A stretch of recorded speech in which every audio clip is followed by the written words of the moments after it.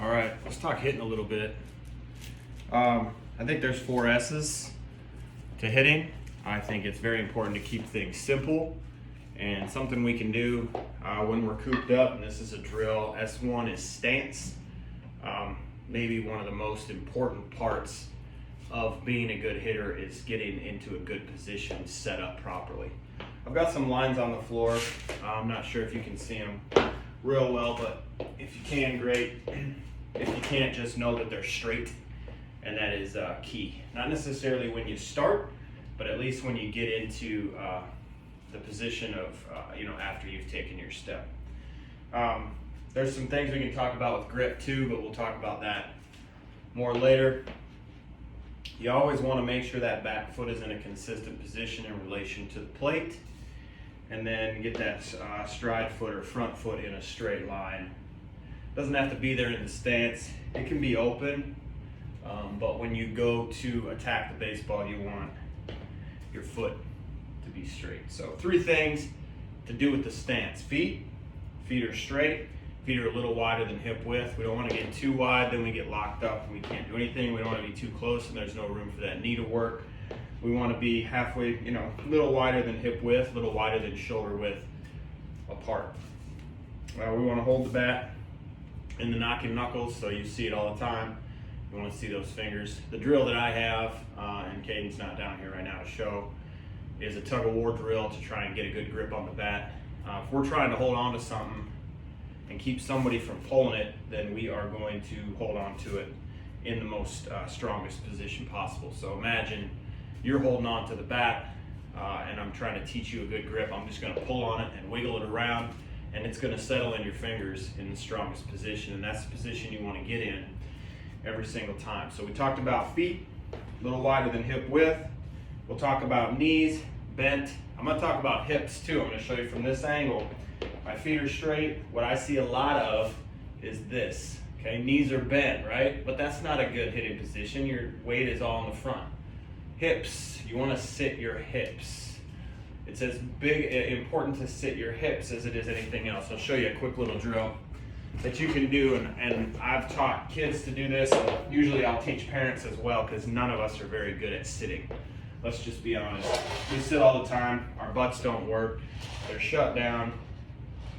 So I'll just set up a box or a chair or bleachers, and I'll just say, all right, sit down. And what I see all the time is people go forward and then they just flop down. But that's not what we want. We want those hips to go first. From a standing position, I got 2 things that can break. My knees can break or my hips can break. I don't want my knees to break, I want my hips to break. That's gonna get all the way into that back hip, which is essentially where we want it to be when we're hitting.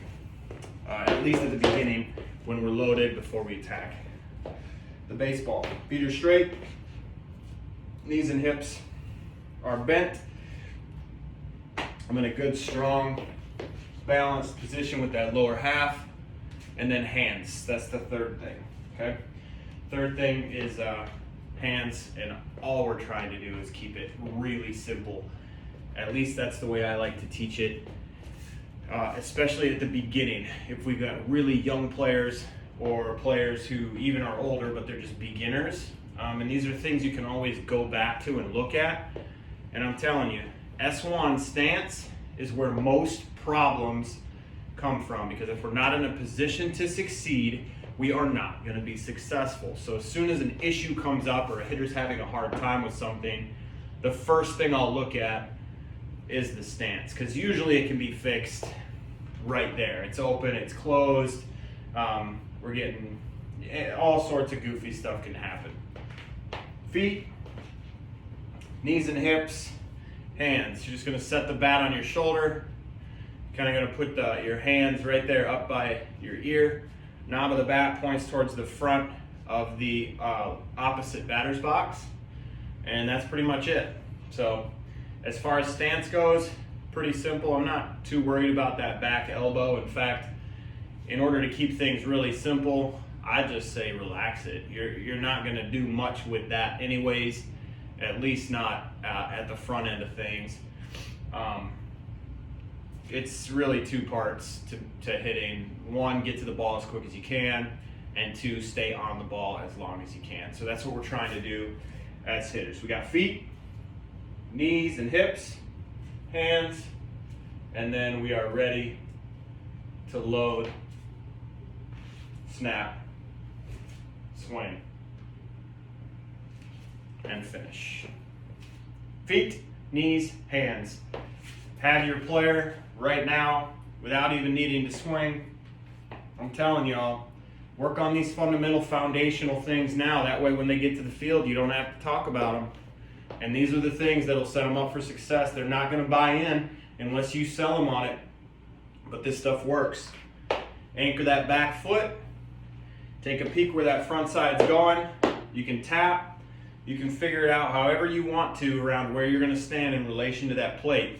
Make sure you can cover the whole thing. Feet, knees and hips, hands, and you're set.